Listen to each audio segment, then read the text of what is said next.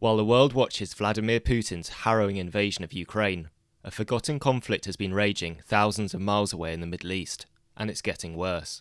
It took them the people for 3 days in order to get the dead bodies from under the rubbles. More than 19,000 civilians have been killed or injured in airstrikes since Saudi Arabia and the United Arab Emirates began bombing Yemen. 7 years of war has left millions of people on the brink of famine, and a generation of talented young people have lost the chance to thrive in a land once legendary for its daring architecture and pioneering coffee culture. My name is Saber Bamutraf. I'm from Yemen and I'm a musician. My name is Shada Altoui. I am from Yemen and I'm an artist. So our art journey started in 2014, after our marriage. So it was the same period of the civil war when it started escalating in Yemen on the ground, when the Houthi rebels took over the capital Sana'a, and a few months later then the Saudi-led coalitions interfered in the launching bombardments in Yemen.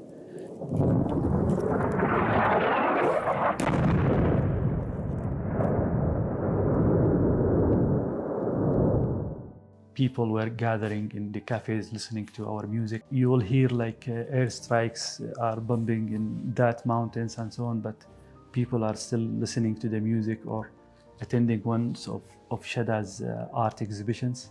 But once that space seized or started to be seized by the militias on the ground, it became much harder for the people to find a way to express themselves or to go away from the darkness that the war has provided. Their artwork put them increasingly at risk from conservative Houthi rebels. And when they weren't worrying about that, they had to find a new home after a bomb dropped by the Saudi-led coalition destroyed their house. Trapped between the warring sides, they fled to Scotland. We came here November 2020 after we have been awarded the Arts Protection Fund Fellowship at the University of Edinburgh. It's very sad to hear that until this moment, people are still struggling and afraid from what's happening recently from the bombardments that's above them and the destruction of the houses. This year, the violence is getting worse.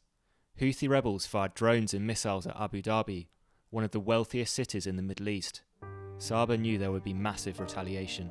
12 hours later, we just saw the bombardments in the capital of Sana'a. It started very heavy and we saw just the scrolling down the news on the Facebook, and we saw that everyone is terrifying.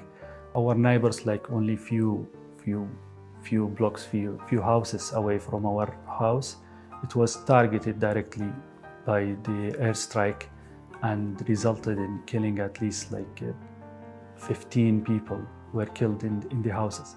It took them the people for 3 days in order to get the dead bodies from under the rubbles.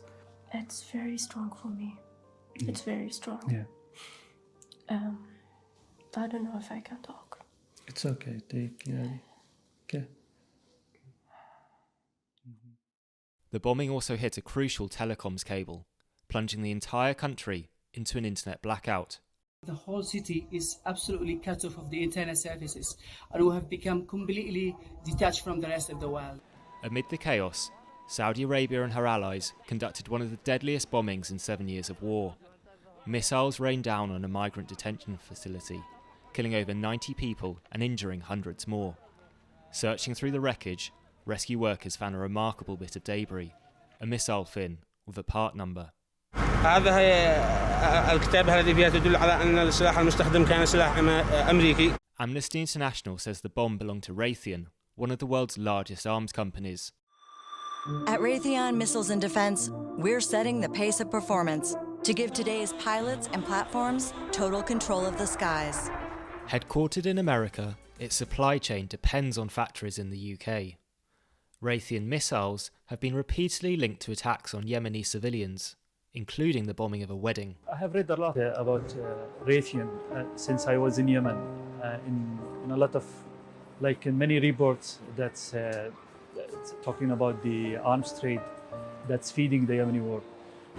But I have never expected that it is here in Scotland. The view in my mind about Scotland is peaceful and human rights and so on. So when I came here and I had the discussion with one of my friends, and I was telling him, at least I'm here in the safe country and there's no arms factories. But he told me, hey, wait a minute, you just have the Raytheon factories a few miles away from your house. So it's just over the sea there. And I was really shocked by this. I travelled north across the Firth of Forth from Edinburgh and didn't have to drive far to find one of the sites Saba had told me about. So this is a really unassuming factory in an area behind a Quick Fit and a McDonald's and Morrison's, but it's inside here where high-tech components are being made for the Saudi Air Force to guide their missiles down onto targets in Yemen with devastating consequences for civilians. This factory in Glenrothes is among the town's largest local employers. Inside, highly skilled engineers make guidance systems for Raytheon's Paveway 4 missile, which is sold to Saudi Arabia under a lucrative contract. Raytheon brings jobs to Glenrothes, but with devastating consequences for Yemen. Despite the Saudi Air Force spending billions on buying the world's most advanced missile technology, their pilots keep killing innocent people. This January was the most violent month in more than 5 years. Raytheon did not respond to my emails asking for a tour of the factory, and were not too happy to have journalists outside. Is there anyone here that can talk to me today about the company's role in Saudi Arabia, making missiles for the war in Yemen? But would you mind? Okay, yeah, going off-site? we will, yeah, sure. Thank you. So there's no one here from the press office today who can speak to me? Not as I'm aware. Okay, there are allegations that the company makes parts that have been involved in war crimes in Saudi Arabia. Do we are, sir? They'll do me anyway. Okay. Mind, gentlemen? All right, thank you. So no one's available from Raytheon to speak to us this morning on the site about the company's role in Yemen and the support that it's giving to the Saudi war machine. We understand that billions of pounds worth of equipment has been sold, and this factory actually makes some of the most important parts, the guidance parts, without which the weapons couldn't function. So the company clearly don't seem to want to talk about what they're doing with the Saudi Air Force and its potential involvement in war crimes. Raytheon then called for backup. Obviously, we've had a call about yourselves filming just in the location, the type of Sure, yeah. employer as it is and construction that is. So can you just tell us what you guys are up to there? Yeah, so we're making a film about the arms trade and Raytheon's role in the war in Yemen. All right, okay. Yeah, so we're journalists. Got to note you and your colleagues' details and Am I obliged to? have we suspected anyone of committing an offence? At this time, no, Yeah, but it's just for cooperation, essentially. yeah. Essentially, I mean, for I've told you everybody what we're else. doing. I don't think I need to give you my details. So this just shows how it's such a high security site and there's very sensitive equipment that's being built here. And the company are clearly nervous about there being media attention and journalists reporting on the kind of things that are going on here and its role in the war in Yemen. Arguably, the police should be investigating the company's potential role in war crimes rather than journalists standing outside filming from the public highway. With police patrolling the factory, we moved to the town centre to find out what local people thought about Raytheon. I'm for it. I'm one of the makers when it's. Do you work there or you used to? No, but it used to be in the army. Okay. I like what they do. I work here, so I can't make a comment. Oh, okay. We're making a film about the Raytheon factory just around the corner, All right. about its role in making missiles for the Saudi Air Force to use in Yemen. Is that something you've heard about before, or? I know about Okay. yeah, issues with it though. Should we be selling these people weapons full stop? No, I wouldn't trade them full stop. There's other things that the industry could be making in this country. I don't trust them. You don't trust them? Nope. Why don't you trust them? Do you not think there's too much money spent on bombs and killing people rather than feeding people and clothing them and What would you say to people who say, we need a job, an employer? find another job? My ethics wouldn't let me do that. If I was to make something that was going to harm other people, I would nothing to do with it. Do you think Raytheon should stop selling weapons to Saudi Arabia? Nobody that makes weapons wants peace. You know what I'm saying? No arms dealer wants to see countries shaking hands. They would rather have blown each other up, wouldn't they? Pure profit. It's quite bad in my eyes.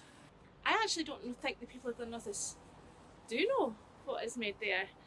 I know that what I heard was that it was that they made things for arms for countries abroad.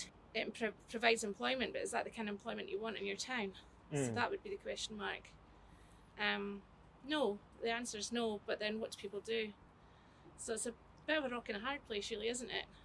But I guess if it's employing engineers and electricians, perhaps could they be making other things there, like for to stop climate change and things like that? Indeed, so that's a topic we feel very strongly about as a family.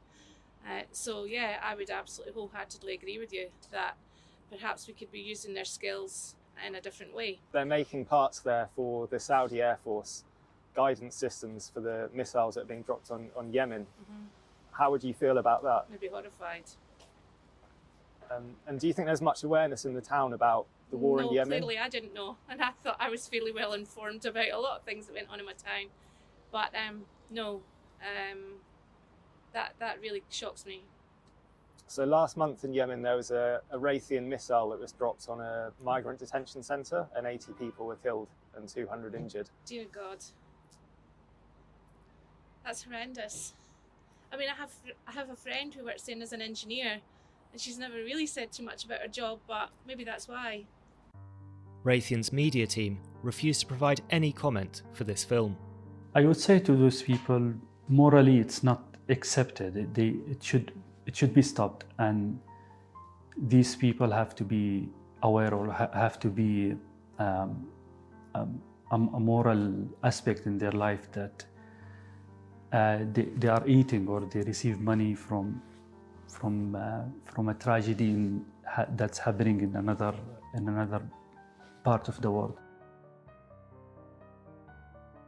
The UK government told Parliament it does not have a full picture of what weapons Saudi Arabia uses in Yemen and cannot rule out that Glenrothes is linked to civilian casualties.